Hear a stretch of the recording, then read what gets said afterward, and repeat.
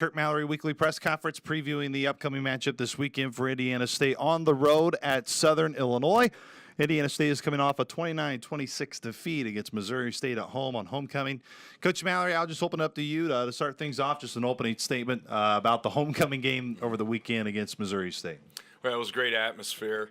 Appreciate the support of the Sycamore Nation coming out and supporting us. Didn't start the way we wanted to. Talked to the team. We got to start much faster. Dropped down 21-10 at half. Proud of the way these guys play hard, battle to the end. Came up short at the end. Disappointed that we didn't get the win. But we're on to the next week, and we got a great opponent we're going to visit this week. When you went back and you watched the film yesterday with your group, was there anything that maybe you didn't notice after the game that you were able to notice when you went back and watched through, and were maybe another main point or two that you wanted to bring up with your squad? Well, I think playing to our identity. We continually talk to our young men about who we are. We're a team that's going to run the football. We're going to start running the football offensively. That's where it's always going to start. Defensively, a team that's going to play hard. Fly around, and that's our identity, and play up to that. And as long as we do that and continue to build on that, the wins are going to be coming our way. Everybody, of course, will probably point to how the game ended with Thomas going up and making a really remarkable catch for Missouri State. Really just seemed like two good football teams, and no doubt there were plays that could have been made earlier that eliminate what happened late. But how did you really console your team or come to your team and make them realize that, look, it did come down to just really a kid making a remarkable play, but there's areas obviously before that we can clean up that doesn't put yourself in that position? Absolutely. Starting with myself, what can I do better? That was my main message to the team. Starts with me, always starts with me. What could I have done better here maybe at the end of the half? Manage the clock better. What can I do but to look yourself in the mirror and take responsibility? That was the main message yesterday to our team, because each individual could have done something. And that was the main message yesterday that we talked to them about, was what can I do better? What can I do better? Because that's going to be important these next 5 weeks. Defensively, your team was able to really lock down Missouri State outside that final drive, and then just maybe a couple inches here or there. That last drive is different, as we just talked about. But what was it that your group did so well defensively in that second half to really disturb Missouri State, but also allow your offense to be able to have some long, sustaining drives? Well, what we've been talking about is coming together, and that was a perfect example. We've seen glimpses of it. It wasn't what we were doing defensively, it was what we were doing better, and we did some things better. And when we did things better, we gave the ball back to our offense. Gave the ball back to our offense, and our offense all of a sudden has it for 5 minutes for a drive. And that's coming together as a unit, as a team. And that's what you saw glimpses of in the second half. That's the difference. There wasn't anything that we did. We just did it better. And we ran the football better. We swarmed to the ball better. We got the ball back to our offense. We had better field position in the second half, and started to come together. And that's what we've been preaching, and now we got to do that a whole game. We've talked about, like I told you after the game, I got to come up with more ways to ask you creative questions about Jaquan Keys and what he just continues to do week after week. He can run through all of his stats that take way too much time up here. When you went and you watched the film and just saw him run, Yep. How would you characterize just his running and the way he runs, and how that really just, it seems like, provides an energy and a spark that your team needs? I really like their two linebackers, Missouri State's 52 and 8, and Angelo Garbett and McNeese Egbem. And I may not be pronouncing their names exactly right, but I thought those are two, as good a combo as we got, and that there is in this conference. But I really thought those two together are a great tandem. And there was a play in the third quarter where you see Jaquan Keys, and he hits both those guys, and it was a collision, and they felt it. And I mean, you talk about a big time hit. Those are two really good linebackers hitting my opinion, the best back in the conference, and it was a collision. And the first guy that got up was Keys, and he popped right back up. Those other two felt it. But that's what he is. I mean, he's going to make you pay. He had more yards after contact. We call that yak yardage. That's coaching term. He had more yak yardage than he has in any game, but he's fighting for every yard. And he's relentless.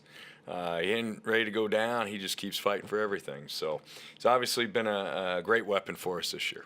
We saw Anthony Tucker most of the game last week, which was kind of his first significant playing time. Not that he hasn't had playing time throughout the year, but really I thought did an admirable job for most of the game. How do you lift a guy like him up where on that last drive nearly has an interception that probably seals you the game to where a kid went up, climbed the ladder in Thomas and was able to score over him? Not that you really have to do probably much soul searching with your guys, but how you make sure you get a guy like Tuck who got his opportunity, really for the majority of that ball game, did what you asked him for, but here are a few things that you can clean up. Well, Tuck is just one of many.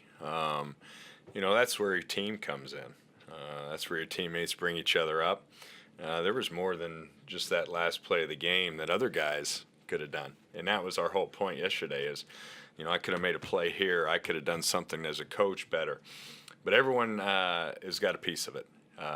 And that's when a team comes together. They bring each other up. They realize there was something maybe in the third quarter or the first quarter. It could have made a big difference in the game. But there are a lot of young men that have stepped up. Tucker being one of them, Caleb Brewer another.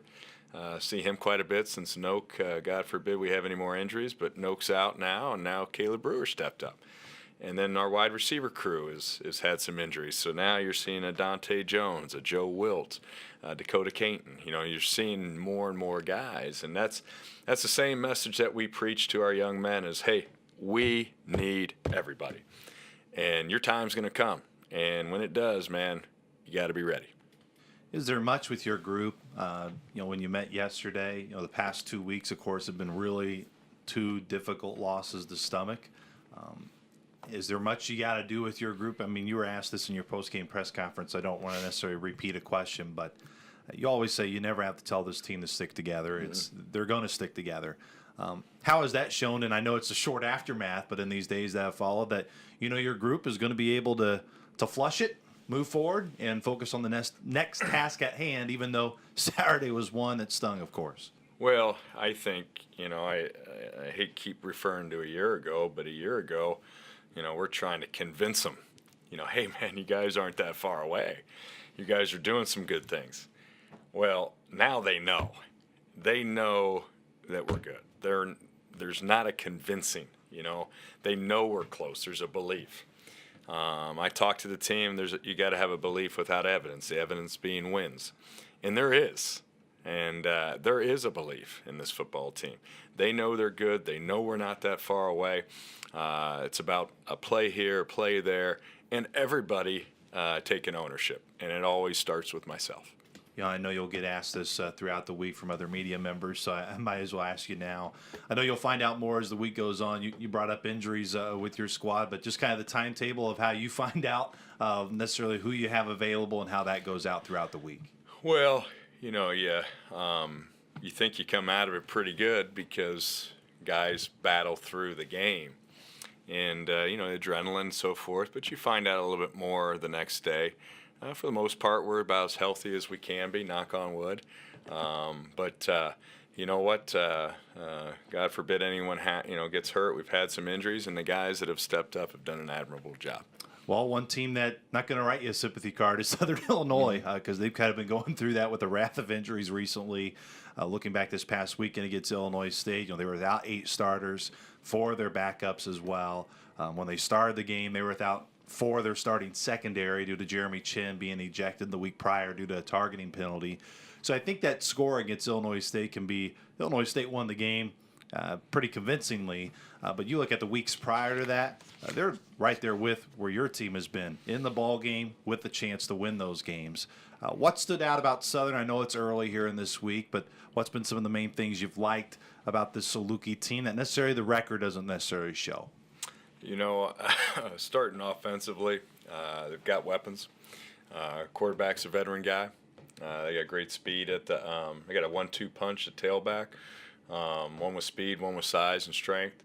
Up front, they're good. Tight ends are huge. They got skill on the outs, on the out, and the perimeter. They can score. They scored 41 points against Ole Miss. Scored 44 points against Southeast Missouri, and then all the other games are within a touchdown. So you take the Illinois State game out of there. We've all been part of those games. That's not them. They're a very, very good football team. Defensively, I like them up front.